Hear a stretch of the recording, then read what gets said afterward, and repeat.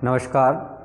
माँ गायत्री महाविद्यालय के YouTube चैनल पर आपका हार्दिक स्वागत। आज के इस वीडियो में हम पुनर्जागरण के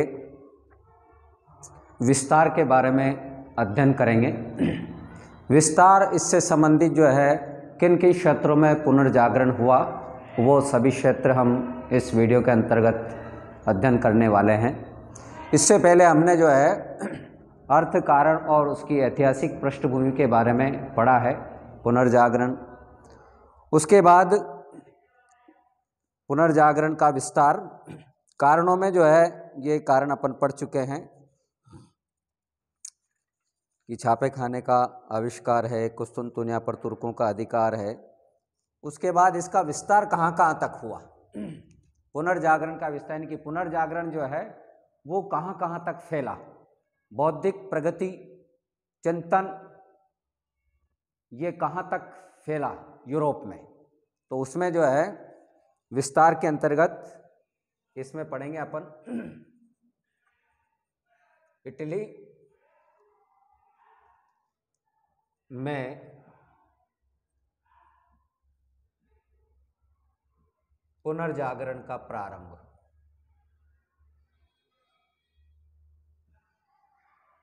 इटली में पुनर्जागरण का प्रारंभ।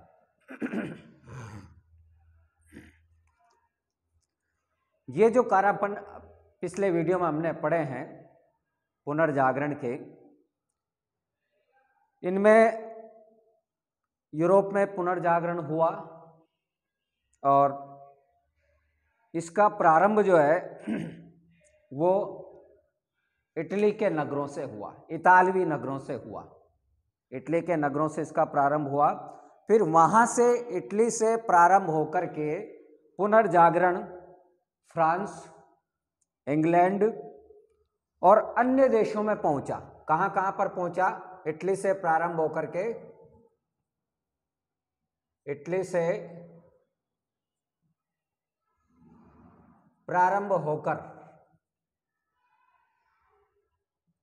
फ्रांस, इंग्लैंड,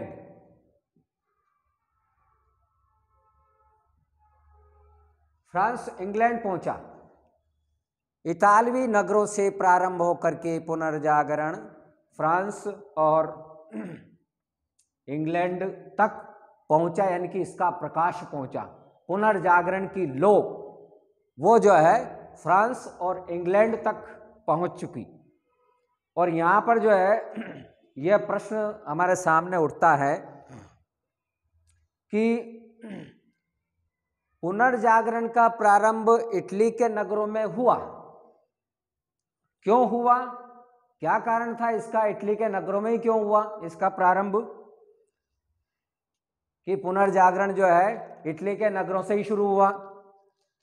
तो यहाँ पर जो है ये कहा जा सकता है इटली के नगरों से ही पुनर्जागरण क्यों प्रारंभ हुआ, क्योंकि उस युग में जो है इतालवी जो नगर थे, इतालवी नगर, इटली के नगर पूर्वी देशों के साथ व्यापार कर रहे थे। वो इटली के जो नगर थे वो पूर्वी देशों के साथ व्यापार कर रहे थे।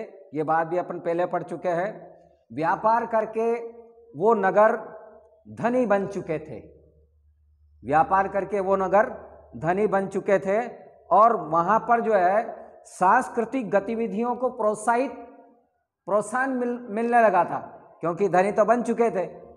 तो इसके साथ ही साथ जो है वो लोग, जो धनी लोग थे वहाँ के, वो धनी लोग वहाँ की संस्कृति को प्रोत्साहन देने लगे, उसका संरक्षण करने लगे। इसके समर्थन में वो आगे आए, वहाँ की संस्कृति के समर्थन में वो धनी लोग आगे आए। इटली के नगर के जो समृद्ध जो लोग थे, धनिक जो लोग थे, इनके पास क्या था, ये अच्छे ढंग से अपना जीवन बिताने चाहते थे, क्योंकि व्यापार करके काफ़ी धन कमा लिया था इन्होंने। तो वो जो है वो अच्छे ढंग से अपना जीवन बिताना चाहते थे और आवश्यक अवकाश और धन दोनों की कमी नहीं थी उनमें। उनके पास न तो धन की कमी थी और न ही समय की कमी थी। यह धनी लोग क्या करते थे, ये बड़े ऐशो आराम से जीवन व्यतीत करते थे। बढ़िया जो है जरीदार वो वस्त्र पहनते थे, बड़े बड़े खर्चीले प्रतिभोजों का वो आयोजन करते थे, रंगीले आनंदोत्सव वो मनाते थे। इटली नगर के जो धनिक लोग थे, और अपने घरों में तमाम प्रकार की सुख सुविधा वो उपलब्ध करवाते थे। सौंदर्य, अपने बड़े बड़े आलीशान बंगलों में वो सौंदर्यता करते थे और सौंदर्य लाने का प्रयत्न करते थे अपने मकानों में, बड़े बड़े भवनों में, हवेलियों में। तो उन्होंने अपने रहने के लिए जो है विशाल भवन तो बनाए सही, धनी लोग थे, और भवनों में क्या था कि भवन जो है वो सुंदर दिखे, सुंदर दिखे, इसलिए जो है चित्र और मूर्तियों से भवनों को सजाया जाता था। इटली के जो धनिक लोग थे, तो इसलिए उन्होंने क्या करा, उन्होंने जो है कलाकारों को प्रोत्साहन दिया। जो कलाकार थे, चित्रकार, साहित्यकार, इन कलाकारों को जो है वो प्रोत्साहन देने लगे। तो इससे क्या है, कलाकार भी उत्साहित हुए। परिणाम स्वरूप क्या हुआ कि इटली के नगरों का रूप ही परिवर्तन होने लग गया। इस तरह की समृद्धता आ गई इटली के नगरों में, उनका रूप जो है परिवर्तित होने लगा, और संपूर्ण यूरोप का जो है वो इटली के नगर प्रमुख केंद्र बन गए। संपूर्ण पूरे यूरोप के केंद्र बन गए इटली के नगर। पूर्वी देशों के साथ व्यापार करने वाले व्यापारी और जो धर्म युद्धों में संलग्न थे, धर्म युद्धों में लगे हुए थे, इन धर्म युद्धों से वापस लौटने वाले जो शूरमा थे, विद्वान जो थे, वो शूरमा जो है वो सामंत योद्धा वापस इटली के नगरों में थोड़े दिन विश्राम करके फिर वो आगे बढ़ जाते थे, अपने काम पर चले जाते थे। तो ये जो है ये लोग इतालवी नगरवासियों को, ये लोग कौन लोग, जो शूरमा लोग थे, धर्म युद्ध जो लड़ रहे थे, ये उन मुस्लिम नगरों के बारे में, वहाँ के लोगों के बारे में उच्चतर सभ्यता का विवरण जो है वो यहाँ इटली के नगरों को बताते थे। इससे भी उनका ज्ञान का विस्तार हुआ इटली के नगरवासियों का। इसके अलावा जो है यह कुस्तुनतुनिया पर जो तुर्कों का अधिकार हुआ, उस समय अधिकांश जो यूनानी जो विद्वान थे, यूनानी विद्वान और कलाकार, ये क्या है कि इटली के नगरों में आश्रय प्राप्त करने के लिए इटली के नगरों में ही आए थे ये विद्वान लोग, क्योंकि तुर्कों का अधिकार हो गया था कुस्तुनतुनिया पर। तो यहाँ पर जो है इटली के नगरों में आश्रय प्राप्त करने के लिए ये कलाकार, विद्वान लोग, यूनानी लोग, ये यहाँ पर इटली के नगरों में आश्रय प्राप्त करने के लिए आए। तो यूनानी ज्ञान विज्ञान, क्योंकि अपने साथ ज्ञान विज्ञान लेकर के आए थे विद्वान लोग, तो यह जो है यूनानी ज्ञान विज्ञान का व्यापक अध्ययन और मनन सर्वप्रथम इटली के नगरों में ही हुआ। अध्ययन और मनन यूनानी ज्ञान विज्ञान का।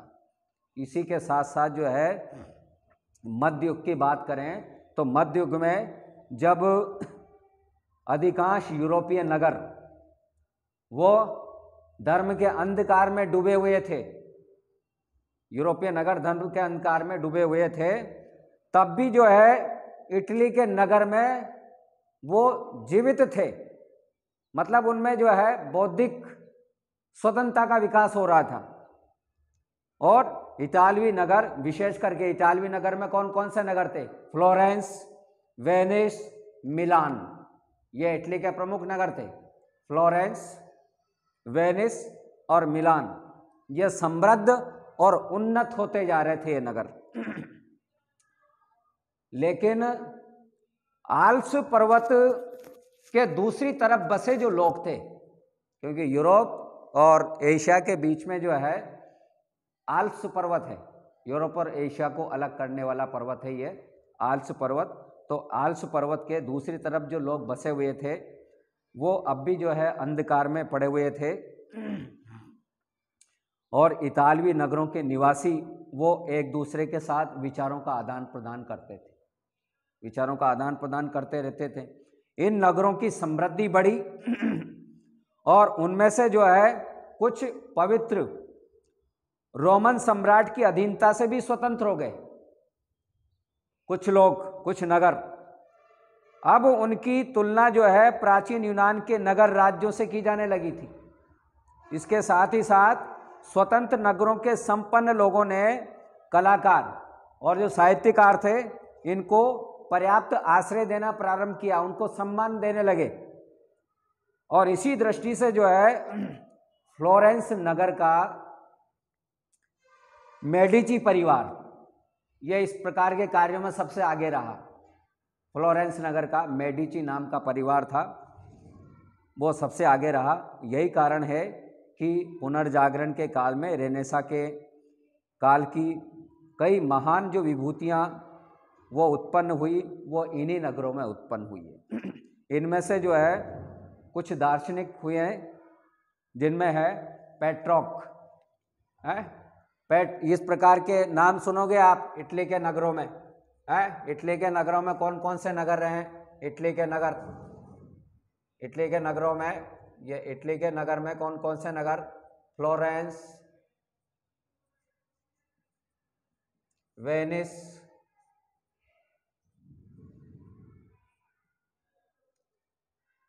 और वारसा, ये प्रमुख उसके जो है नगर थे। मिलान।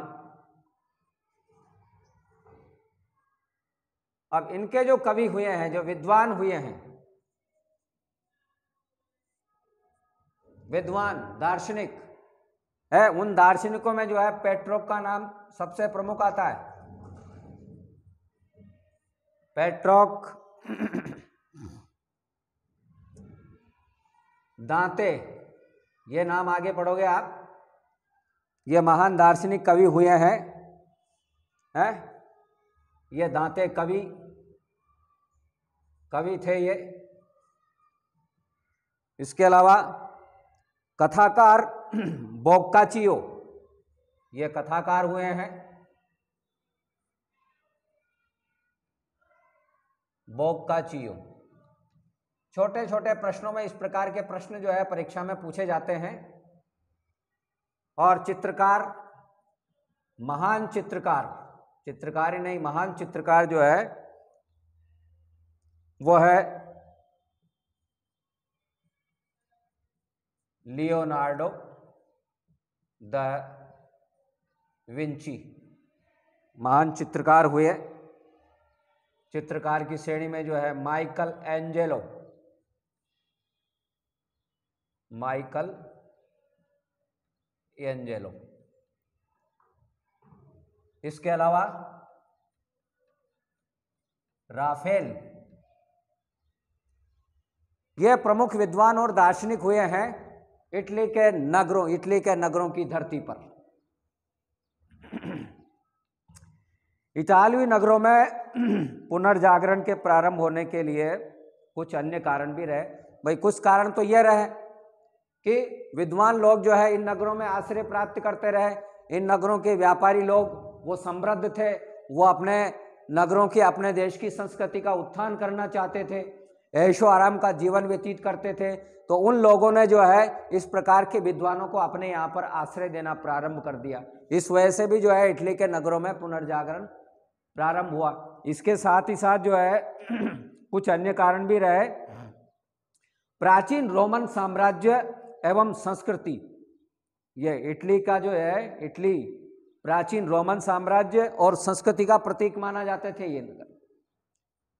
इटालवी नगरों में प्राचीन रोमन सभ्यता और संस्कृति, इनके बहुत सारे स्मारक जो है अभी भी हमको देखने को मिलते हैं। इटालवी नगरों में प्राचीन रोमन सभ्यता और संस्कृति के बहुत से स्मारक अब भी जो है हमको उस समय की याद दिलाते हैं। पुनर्जागरण को प्राचीन रोमन साम्राज्य, रोमन संस्कृति की प्रेरणा, पुनर्जागरण, क्योंकि रोमन संस्कृति से प्रेरणा मिली थी पुनर्जागरण की। इस दृष्टि से इतालवी नगर, इटली के जो नगर थे वो पुनर्जागरण के लिए प्रारंभिक उपयुक्त क्षेत्र थे, पुनर्जागरण प्रारंभ के उपयुक्त क्षेत्र माने गए। और दूसरा कारण ये भी था कि रोम जो है अब भी संपूर्ण पश्चिमी यूरोपीय ईसाई जगत का प्रमुख केंद्र था। पूरे ईसाई जगत का प्रमुख केंद्र रहा पश्चिमी यूरोप। और ईसाई धर्म का सर्वोच्च धर्म गुरु जो था वो पोप माना जाता था। ईसाई धर्म का सर्वोच्च धर्म गुरु पोप वो कहाँ पर निवास करता था? रोम में ही निवास करता था। इटली में रोम शहर में ही निवास करता था। और कुछ पोप भी जो है वो पुनर्जागरण की भावना से प्रभावित थे। कुछ पोप भी जो है पुनर्जागरण से प्रभावित हुए, रेनेसां से प्रभावित हुए, और उन्होंने जो है विद्वान, विख्यात विद्वान और कलाकारों को रोम में बसने के लिए आमंत्रित किया। ईसाई धर्म गुरुओं ने भी जो है रोम में बसने के लिए विद्वानों को आमंत्रित किया और उन विद्वानों से यूनानी पांडुलिपियों का लैटिन भाषा में अनुवाद करवाया, क्योंकि पांडुलिपियां थी उस समय तो आज से लिखी हुई, तो उनका जो है लैटिन भाषा में अनुवाद करवाया। और इटली के विभिन्न जो मठ हैं, धार्मिक मठ, ईसाई मठ, वो लैटिन साहित्य से भरे हुए थे। पोप निकोलस पंचम, पोप का नाम था निकोलस पंचम, इसने जो है वेटिकन पुस्तकालय की स्थापना की। वेटिकन यह पोप का निवास होता है, वेटिकन पोप के निवास का स्थान, उसका नाम था ये वेटिकन। वेटिकन क्या है? तो वेटिकन जो है पोप के निवास का नाम, वो था वेटिकन। तो वहां पर जो है इसने निकोलस पंचम ने तो पुस्तकालय की स्थापना कर दी और संत पीटर के गिरजे का निर्माण करवाया पुस्तकालय के लिए। पोप के इन कार्यों का प्रभाव इटली के दूसरे नगरों पर भी पड़ा, जैसे वेनिस है, फ्लोरेंस है, मिलान है। इन नगरों में फिर बड़े बड़े विश्वविद्यालय स्थापित होने लग गए। पुस्तकालय की स्थापना के साथ साथ विश्वविद्यालय स्थापित हुए, जिससे लोगों में ज्ञान विज्ञान के प्रति रुचि बढ़ने लगी, लगाव पैदा होने लगा ज्ञान विज्ञान के प्रति। और इतालवी नगरों में ही पुनर्जागरण प्रारंभ होने में इटली की भौगोलिक स्थिति भी उत्तरदायी रही है। इटली की भौगोलिक स्थिति इस प्रकार की थी, इसमें भौगोलिक स्थिति का भी महत्वपूर्ण हाथ रहा। यूरोप के अन्य देशों की तुलना में, यूरोप का पूरा मानचित्र देखें, अन्य देशों की तुलना में इटली का प्राचीन यूनानी साम्राज्य और संस्कृति से अधिक निकट का संपर्क था। और इस निकट संपर्क ने इटली के जो नगर हैं, इटली के नगरों को ही ज़्यादा प्रभावित किया है संपर्क के कारण। एक तो नवीन जलमार्गों की खोज, इनके पहले इटली भूमध्य सागर के पश्चिम और पूर्व के देशों से व्यापार करता था, व्यापार का केंद्र था ये। और अपनी भौगोलिक स्थिति के कारण ही इटली ने भूमध्य सागर व्यापार पर अपना एकाधिकार एक तरह से जमा रखा था। भूमध्य सागर विश्व के मानचित्र में जो है यूरोप के दक्षिण में भूमध्य सागर है और उसमें ही जो है इटली देश स्थित है। तो पूरे जो है भूमध्य सागर पर व्यापार के मामले में पूरा एकाधिकार जमा रखा था इटली ने। इसका परिणाम स्वरूप क्या हुआ, इटली जो है काफ़ी समृद्ध हो गया, और काफ़ी समृद्ध हो गया तो संस्कृति के उन्नति के लिए ये आर्थिक समृद्धि का केंद्र बन गया। इटली आर्थिक समृद्धि का केंद्र बन गया और इटली के नगर वो समृद्ध होते गए। और राजनीतिक दृष्टि से भी जो है ये नगर उपयुक्त माने जाने लगे। इटली के नगर राजनीतिक दृष्टि से इटली के नगरों पर जो है पवित्र रोमन साम्राज्य, इनका रोमन साम्राज्य का जो है वो अधिकार वो लगभग समाप्त हो चुका था और वे लगभग पूर्ण रूप से स्वतंत्रता का उपभोग कर रहे थे, स्वतंत्र रूप से अपना जीवन यापन कर रहे थे। यूरोप के अन्य नगरों की भांति जो है इटली नगरों में, इतालवी नगरों में सामंत प्रथा वो पूरी तरह से पनप भी नहीं पाई थी। इसीलिए इन नगरों का स्वतंत्र वातावरण किसके लिए उपयुक्त रहा? कला के विकास के लिए उपयुक्त रहा, साहित्य के विकास के लिए उपयुक्त रहा, विज्ञान के क्षेत्र में उन्नति करने के लिए उपयुक्त रहा। तो इन सभी कारणों से क्या रहा, इन सभी कारणों से जो है सर्वप्रथम पुनर्जागरण का प्रारंभ वो इटली के नगरों में हुआ। ये सभी कारण उत्तरदायी रहे। भाई प्रश्न यहाँ पर प्रश्न ये बनता है कि क्या कारण है कि सर्वप्रथम पुनर्जागरण इटली के नगरों में ही प्रारंभ हुआ। तो यह मुख्य कारण रहे कि इन कारणों की वजह से जो है इटली के नगरों में ही पुनर्जागरण प्रारंभ हुआ। अब ये तो था इसका विस्तार। इनमें जो है इसके साथ ही साथ पुनर्जागरण के जो है इटली के नगरों में प्रारंभ हुआ, लेकिन इसके साथ ही साथ अब जो है यह साम्राज्यवाद के स्थान पर या धर्म के स्थान पर अब जो है वो मानवतावाद का बोलबाला, अब ज्ञान विज्ञान का प्रसार हुआ और ज्ञान विज्ञान के प्रसार के साथ साथ लोगों में मानवतावादी भावना ग्रहण करने लगी, यानी कि मानवतावादी भावना आने लगी। उसके बाद जो है मानवतावाद का विकास हुआ। मानवतावाद का विकास, मानवतावाद का विकास हुआ। इटली के नगरों में पुनर्जागरण प्रारंभ हुआ, साथ ही साथ उसके बाद जो है पुनर्जागरण फैलता गया और फिर जो है लोगों में मानवतावाद की भावना का विकास होने लग गया। इसका प्रमुख लक्षण पुनर्जागरण का, ये प्रमुख लक्षण रहा है ये पुनर्जागरण का, है कि लोगों में जो है मानवतावादी विचारधारा पनपने लगी है।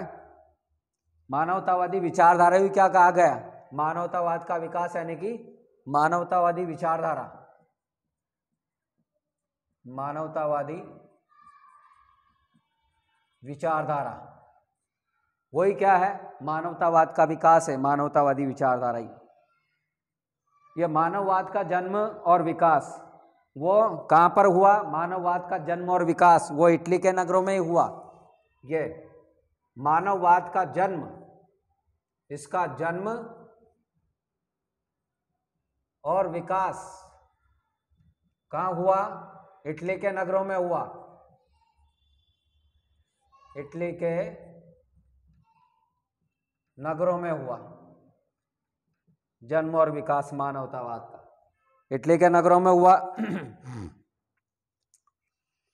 और मानवतावाद, यह मानववाद का सीधा साधा अर्थ जो हम अपन लगाते हैं कि मानव जीवन में रुचि लेना है, स्वयं मानव जीवन में रुचि लेना। मानव जीवन में रुचि लेने वाला व्यक्ति वर्तमान को अच्छा सुंदर बनाने का प्रयास करता है, वर्तमान को, भविष्य की तरफ ध्यान नहीं देता है, यानी कि वो परलोक को सुधारने का प्रयास नहीं करता है, यही लोक को सुधारने का प्रयास करता है, वर्तमान लोक को प्रयास करना सुधारने का प्रयास करता है। मानव जीवन में रुचि लेना, मानव जीवन की समस्याओं का समाधान ढूंढना। मानववाद का अर्थ, मानववाद का अर्थ क्या है, मानववाद का अर्थ है मानव जीवन में रुचि लेना, मानव जीवन में रुचि लेना। इसके साथ साथ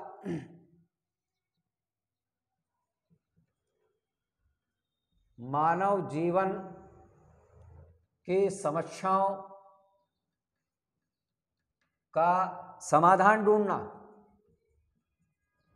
समाधान ढूंढना, अर्थात मानव जीवन को सुखी और संपन्न बनाने के प्रयास करना, वो ही मानववाद है। मानव जीवन में रुचि लेना, मानव जीवन की समस्याओं का समाधान ढूंढना, मानव जीवन को जो है सुखी किस प्रकार से बनाया जा सकता है उस प्रकार के उपायों की खोज करना, इस प्रकार के प्रयास करना, वो ही मानववाद कहलाता है। सुखी और उन्नत बनाने का प्रयास करना और इस संसार में मानव महत्व को प्रतिष्ठित करना कि मानव का क्या महत्व है, उस महत्व को संसार में प्रतिष्ठित करना, वो ही जो है मानववाद कहलाता है।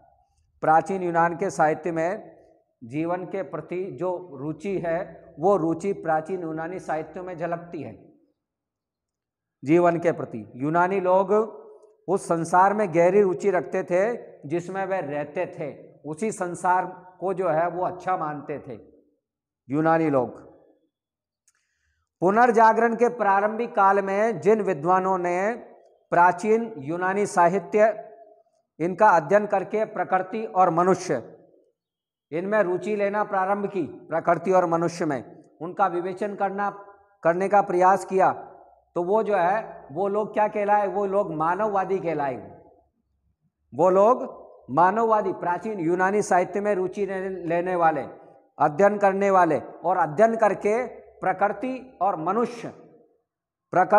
मनुष्य में रुचि लेने वाले, प्रकृति और मनुष्य की विवेचना करने वाले लोग, वो क्या कहलाए, वो जो है वो मानववादी कहलाए, वो मानवतावादी कहलाए। और वे जो है इस संसार के प्रति अनुरक्त हुए, इस संसार के प्रति उनका प्यार उमड़ा, इस संसार के प्रति वो प्रेम करने लगे। जबकि मध्य युग में जो है स्थिति बिल्कुल उलट थी, बिल्कुल विपरीत थी। मध्य युग में, मध्य युग के साहित्य और जो चिंतन जो था वो संसार को विशेष महत्व नहीं देता था। मध्य युग का साहित्य जीवन पर धर्म और चर्च का बहुत जबरदस्त प्रभाव था। मध्य युग में धर्म की ओट में अंधविश्वास और रूढ़ियों का वर्चस्व था। मध्ययुगीन अध्ययन अध्यापन का विषय मात्र धर्म हुआ करता था। मध्य युग में बाइबिल और अन्य धार्मिक ग्रंथों को पढ़ाया जाता था, क्योंकि मानव जीवन का उद्देश्य जो है वो संसार के स्थान पर, संसार को श्रेष्ठ बनाना नहीं था, उसके स्थान पर परलोक को सुधारना श्रेष्ठ माना जाता था मध्य युग के साहित्य में। और इस संसार के दैहिक और भौतिक सुख के स्थान पर, दैहिक शरीर का सुख और भौतिक सुख के स्थान पर किसको महत्व देते थे, आध्यात्मिक सुख को, और स्वर्ग के सुख को महत्व देते, स्वर्ग को सुधारने कि स्वर्ग को सुधारना, स्वर्ग कब सुधरेगा, जब सब कुछ हम त्याग देंगे, इसको महत्व देते थे मध्य युग में। मध्य युग के प्रारंभ में लैटिन भाषा का बोलबाला था और लगभग सभी धार्मिक ग्रंथ जो थे वो लैटिन भाषा में ही थे। और बड़े बड़े नगरों में जो विश्वविद्यालय स्थापित हुए उनमें जो है वैसे तो अन्य विषयों को पढ़ाया जाने लगा था, लेकिन प्रमुख जो विषय थे वो धार्मिक ही विषय थे।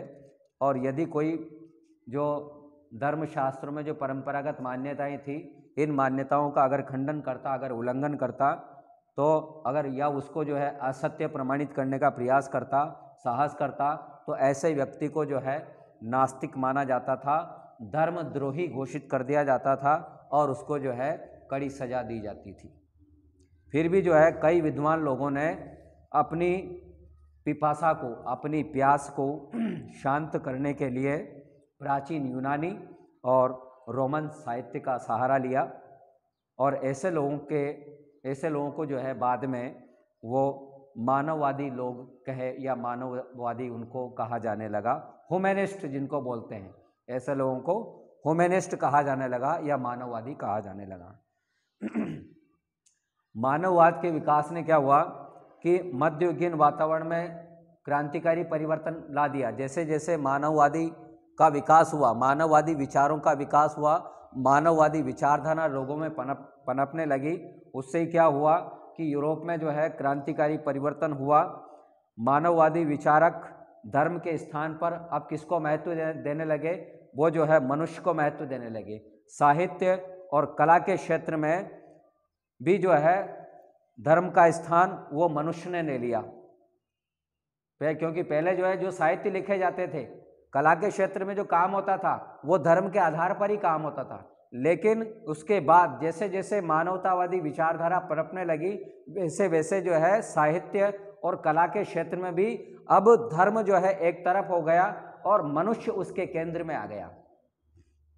धर्म के स्थान पर अब देवी देवताओं की स्तुतियां, इहलोक, ये संबंधी नीति उपदेशों के स्थान पर अब जो है कश्मकश करती हुई मानव जाति की विभिन्न समस्याएं अब साहित्यों में, कलाओं में किस बात को दर्शाया जाने लगा, मानव जीवन की समस्याओं को दर्शाया जाने लगा, मानव प्रेम को दर्शाया जाने लगा। इसके साथ ही साथ मानव घृणा, प्रेम, घृणा, विरह, मिलन, इस बात की चर्चा जो है साहित्य में और कलाओं में होने लगी।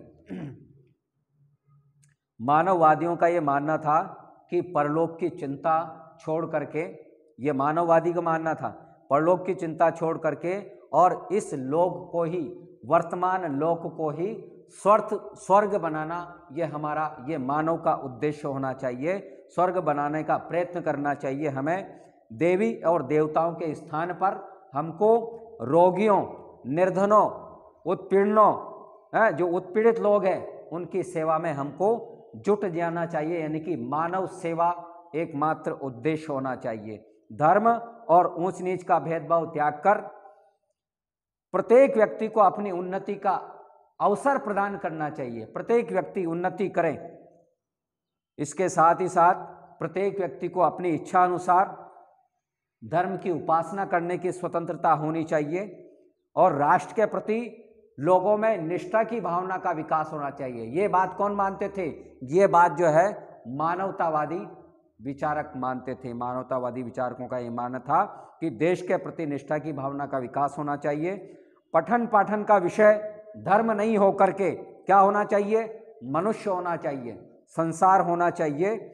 और संक्षेप में जो है प्रकृति और विज्ञान और कलाओं, इनमें पाए जाने वाली प्रत्येक जो वस्तु है और जो मनुष्य को प्रभावित करती है, उन सभी का जो है समर्थन करना चाहिए। यह मानवतावादियों का मानना है। यह मानववादियों के लिए प्रमुख विषय वस्तु बन गई। साहित्य लेखन में है, कला के कार्य में यह प्रमुख विषय वस्तु हो गई प्रकृति है। इसके अलावा मानववादी विचारधारा का जो मुख्य प्रवर्तक माना जाता है, बहुत सी बार जो है ये इस प्रकार के प्रश्न पूछे जा सकते हैं। मानववादी विचारधारा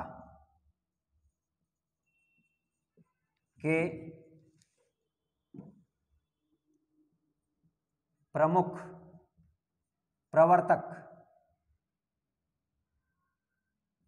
प्रवर्तक जो माने जाते हैं, मानववादी विचारधारा के प्रमुख प्रवर्तक वो है पेट्रोक माने जाते हैं। मानववादी विचारधारा का मुख्य प्रवर्तक ये पेट्रोक माना जाता है। और ये पेट्रोक जो है ये भी इटली के नगरों में ही जन्मा था। फ्लोरेंस, पेट्रोक का जन्म कहाँ हुआ था? पेट्रोक का जन्म ये फ्लोरेंस नगर में हुआ। इटली के फ्लोरेंस नगर में जो है पेट्रोक का जन्म हुआ। पेट्रोक महान कवि कौन थे? ये पेट्रोक महान कवि, साहित्यकार, कानूनविद, कानून शास्त्री। फ्लोरेंस नगर में इनका जन्म हुआ। यूनानी और रोमन साहित्य के प्रति इन्होंने जो है रुचि पैदा की है पेट्रोक ने, और अपने देश के लोगों में ये रुचि पैदा करने में अग्रणी रहे पेट्रोक, यूनानी और रोमन साहित्य में। पेट्रोक ने ईसाई मठों, यानी कि इनका जो है महत्वपूर्ण काम क्या किया पेट्रोक ने ये काम किया कि ईसाई मठों के जो बंद कमरे, जो उनमें जो दबी हुए जो साहित्य हैं, दबा हुआ जो प्राचीन साहित्य, जो पांडुलिपियां हैं, प्राचीन पांडुलिपियां, उनको खोज करने का काम किया किसने? पेट्रोक ने। जो प्राचीन पांडुलिपियां हैं, क्योंकि इस समय में जो पांडुलिपियां प्रचलित थी, वर्तमान समय, उस समय में जो पांडुलिपियां प्रचलित थी वो जो है उसमें विकृष्टता आ चुकी थी। उसमें कई बातें जो है इस प्रकार की थी जो पहले वाली पांडुलिपि में नहीं थी। तो उसमें सुधार करने के लिए इन्होंने दबी हुई पांडुलिपियों की खोज करना प्रारंभ कर दिया। कई प्रकार की त्रुटियां उस समय की पांडुलिपियों में आ चुकी थी। तो पेट्रोक ने जो है पुरानी पांडुलिपियों की सहायता से मौजूदा जो पांडुलिपियां थी उसमें आवश्यक सुधार करने का प्रयास किया। पेट्रोक के द्वारा प्राचीन पांडुलिपियां और ग्रंथों की सुरक्षा और सामान्य आदमी उनका लाभ उठा सके, इस दृष्टि से पेट्रोक ने पुस्तकालयों की स्थापना की कि सामान्य व्यक्ति की पहुंच तक जो है इस प्रकार की पांडुलिपियों का लाभ सामान्य व्यक्ति, सामान्य नागरिक उठा सके और उनमें जो है वो रुचि पैदा कर सके। तो यह रुचि पैदा करने का महत्वपूर्ण काम किया सामान्य लोगों में साहित्य के प्रति, वो पेट्रोक ने किया है। इस दृष्टि से पुस्तकालयों की स्थापना के लिए अभिरुचि पैदा करना, यह पेट्रोक की दूसरी महत्वपूर्ण देन रही। इटली के अन्य मानवतावादियों में जो है पेट्रोक के अधूरे कार्यों को पूरा करने का अथक प्रयास किया और इसके परिणाम स्वरूप जो है ये विचारधारा, मानवतावादी विचारधारा जो पनपी, ये पूरे यूरोप में दूसरे क्षेत्रों में भी फैलती गई। और इंग्लैंड में जो इसका नेतृत्व किया, किसका? मानवतावादी विचारधारा का, मानवतावादी विचारधारा का इंग्लैंड में किसने नेतृत्व किया? इंग्लैंड में नेतृत्व किसने किया? वो किया है कैम्ब्रिज विश्वविद्यालय ने, जो है ऑक्सफोर्ड विश्वविद्यालय, ऑक्सफोर्ड और कैम्ब्रिज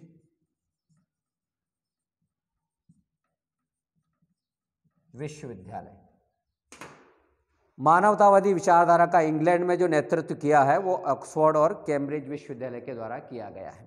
तो इस प्रकार से जो है यह मानवतावादी विचारधारा पनपी और इस प्रकार से पुस्तकालयों की स्थापना हुई, विश्वविद्यालयों की स्थापना हुई, रोमन साहित्य, प्राचीन साहित्य में रुचि बढ़ने लगी लोगों की। इस प्रकार से जो है ये हमारा टॉपिक, जिसमें इटली में पुनर्जागरण का प्रारंभ और मानवतावादी विचारधारा का विकास, यहीं पर समाप्त होता है। अन्य वीडियो में हम अगली पुनर्जागरण के संबंध में बातें लेकर के आएंगे। धन्यवाद।